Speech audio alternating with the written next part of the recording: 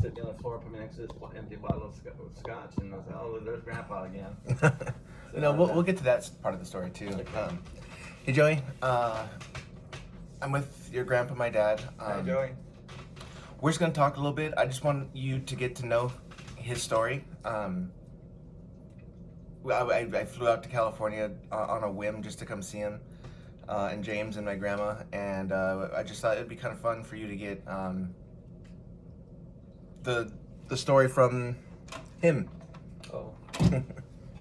We'll see what story there is to Yeah. tell.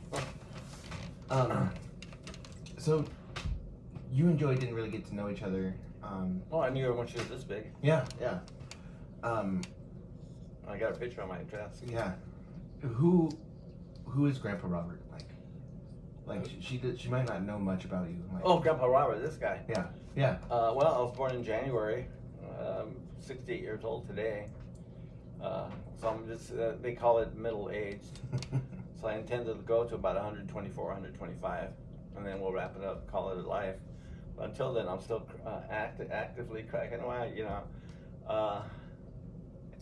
While I was in school, I remember one summer I had flu, and it was some flu was going around, you know, so I caught it, nobody else did. So my mom, your great-grandma, stuck me in the room for like 3 weeks in summertime. Everybody else is going to the pool in the backyard. They're running around riding their bikes. I'm stuck inside my room with nothing to do. I had a TV, but back in my day, it was black and white TV. So No Netflix. nothing at all. There was 3 networks, and then a couple independents. So there wasn't a lot to watch on television. So what I did that summer, nothing to do. I was looking in the house. We had a little bookcase, and there's something called Webster's Dictionary. So I went ahead and got the dictionary and just started reading it. So A through Z, what I determined, it's a story about everything, but there's no plot at all to it. And at that point, that helped. Oh, and because that year, I was the second to last guy in the spelling bee in our 5th grade class, and I lost to Ellen Goldstein, and it was humiliating. So that also kind of pumped me up that year. What I had nothing to do to read the dictionary, because the humiliation of losing a 5th grade spelling bee was just almost. So now one of my things besides one of my things on the spectrum is misspelled words, and I like to really understand the English language. I just like knowing the English language. So that's one thing about me. I'm big on words because of that. And so that was that summer, and then luckily we got out of that, and then. Where'd you grow up? What part of the world? Okay, we're here right now in San Fernando Valley, and we're in a town called Mission Hills, and 3 miles northeast of here, a little town called Pacoima, and that's where I was born. If you go up like a mile and turn right, and you go down another mile, there's a little elementary school, Talfor Elementary. That's where I went to kindergarten. And then, that's kindergarten. So then before that, there's one light is Laurel Canyon. You turn left, half mile, there's Grandma's house, the one Humberto lives by the high school. And then from there, you shoot straight up and then over, there's Mama Mita's house. So this is where we grew up. And our people have been here since the early 50s. Because Grandma and Grandpa on my dad's side came up through Mexico. There was something called the Bracero program back in the day. And they were allowed by the government to come and just follow crops, picking crops. And that's where they got to Montana by the time your grandpa, my dad was born in Montana, because they were up, picking crops. Then they came back down the coast, and they stopped in Ventura, California. They liked it. Oh, they settled there. So they were Grandpa and Grandma on my dad's side actually ran a little tienda, convenience store. There was a concentration camp for World War II German prisoners, and they were up there basically vending to the government for the prisoners. They were there to run a store to sell to German prisoners. And that's where Grandma learned German. She never could learn English, but she had learned German. So she'd get real mad, and she'd just start hauling off on German, letting us have it, before she broke out the chancla and let us really have it. And because I can remember going to English class, you just couldn't get English, which is weird because if you understand German, English, half of it comes from German anyway. But that was always a unique thing, I thought. Here's grandma going off in German, she can't speak English. I think, again, because I remember going to English classes with her, and she's learning how to conjugate English verbs. Probably what my love of language, probably how you end up with language.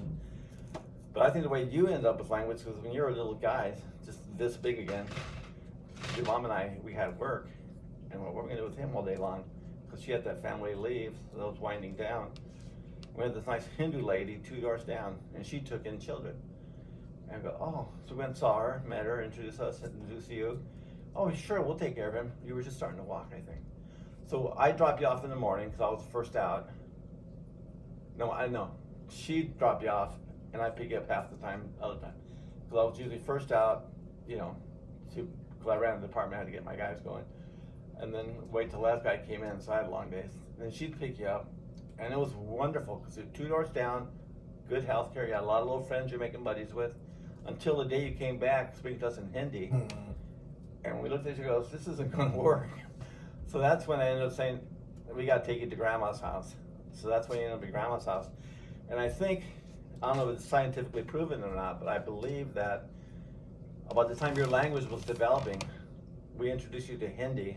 And then once you start speaking Hindi, we put you in a Spanish environment where because grandma was using Spanish all day long. And I think I just turned on a part of your brain that made English or language. Make it easy for you to acquire. But the problem with that is grandma was about 25 miles north of us in Culver City. I took a picture of that house you grew up in, of Culver City. So I meant 5 days a week, we had to go, somebody had to go up there and drop you off to babysitting and pick you up. And plus, going through Los Angeles in the morning to get you there to be at the office by 7 o'clock. Dang. Through hostile environment, meaning at Los Angeles traffic, which is very heavy. I mean, we have an 8-lane freeway, and it moves a mile a minute during the morning commute, the 405 freeway. Yeah. So I learned, so then I figured I'd take you up to grandma's.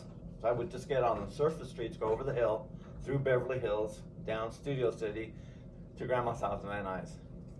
Right about the time your Aunt Cindy had graduated high school and needed a job. Now Cindy, my stepsister, my younger stepsister, because my sister, she was cute, little blonde hair, blue eyes, cute as a button. I don't know if you've seen her, but she's a sweet little thing. And we grew up since she was 3 years old, and because when her dad divorced her mom, they came with us because her mom met an untimely end. So we had Cindy and Mike, my brothers and sisters. And she had just turned 18, she needed a job, she just graduated high school. So I go, I run a department, I can get her a job. So I hired her. So what I do in the morning, I drop you off at grandma's, pick Cindy up, take her to the office. We'd work all day long, and then take her back home, get you, and come back. So it was that way it made the trip worthwhile. And the important thing about having Cindy, because suddenly there's a new employee, and I ran a department with about 100 men. So suddenly my assistant, here's this cute little 18-year-old, cute as a bug, and nobody knows there's a connection there. They do not know she's my sister. And so the wonderful thing about that is, to look at me, and here's like a blonde hair, blue-eyed, very good-looking little kid, but she was a woman then. And so any plots they were hatching, they'd let her in on it, and she goes, hey Bob, they're gonna do this. Oh, that's funny. So I had a little informant there, and it was not just being a narc or anything, just that she's watching out for me, she had my back. Yeah. And that was kind of cool. So any kind of uprising, we heard about it. If it was serious enough, we would intervene, but if it was just guys having fun, I understood that because I came up through the ranks. So you said something interesting, and I want to investigate that. You said that Cindy you implied that she looked different than you. Well, I'm kind of brown skin. Yeah. Well, she's very white. So how do you identify, culturally? What is Josephina on her dad's side of the family? American, U.S. American. I don't see color. I see attitude, basically. I mean, you can be red, green, or purple, and if you're an insolent, inconsiderate person, you're that. Regardless of any color. That doesn't work for me. It's attitude, and it's who you are, not how you what tribe you came from. It's how you represent yourself. I hear that. But I've been proud of having Hispanic Mexican heritage, just because I have both white and Mexican. Yeah. And so, what is it like to believe that, but also still be Mexican, or what is it? Well, I'll tell you something that happened is I only got through my third year in college because I really wanted to, because during the summer I'll get a job, and then when September came, I go back to school. This is after this post high school. It's my first, second, third year in college. Is I wanted to get out and earn that big money. So then I was like, I'll get $12 an hour, not being in school. Oh, that's big money considering the prevailing wage was like $5.75 an hour then. So the first mistake, chasing the almighty dollar. So anyway, after my third year, we were somewhere, maybe, it could have been my Uncle Vito, which was not my uncle, but it was my stepdad's uncle. So he had, Uncle Vito. They were Sicilian Italian in heritage. And Vito says, "How you doing, man?" And he goes, "Pretty good." In my third year, he goes, you realize once you enter college, you lose your Mexican card. You're no longer a Mexican. You're a white boy now. Oh boy. And so that kind of stuck with me. So I started identifying as white after I lost my card because I think it was my second year in college because I was carrying, 116 units, whatever it was at the time. So he kind of robbed my daily, but Hispanic. But if I am immersed in Mexican culture for a week, my Spanish comes back because I can write it, read it. And I don't speak too well because when I'm in the service business, I'd go to people's homes, wealthier people. They'd have, Mexicans, Central Americans as housekeepers, nannies. So, the people are out, doctors and lawyers out earning their living, and they got the house people taking care of the kids. So I remember one time I came in, "Oh, señora, puedo estar aquí para la alarma?" "I'm here to service your alarm." "Oh, okay, para aquí, señor." So that time delayed, I'm saying, "Donde está el cuarto?" I'm starting to speak to her, ask her, "Where's this, where's that?" And she goes, "Oh, señor, I speak English. Your Spanish hurts my ears." And I swear, she said, "Oh, okay." So she didn't want to hear the Spanish, and that's why I say, because if I am immersed, I go to Mexico for a week or something, or I was in Spain. You get in the language, it all comes back. The language, I can throw my R's and everything. But if I'm just, maybe every other day I might get a Hispanic worker, and that's when I realized, they all understand and speak English, and my language doesn't cut it. So back in college, I took French, and then in final, we're supposed to do a report and then give it orally in front of the class. So I did my report. I think it may have been on Scooby-Doo or something, just something about whatever interests you. So I finished my oral report, and then my French teacher goes, "Robert, very interesting accent. You're the first guy I've ever heard with a Southern California accent speaking French." So then again, so then when I'm in Paris, France, I ended up in a place called the Latin Quarter, where I didn't need French because it's all in Spanish. So I just come back from Spain into Paris to hang out there, and so I realized, at least I can understand what people are speaking it, but everybody in the world seems to speak English anyway. Yeah.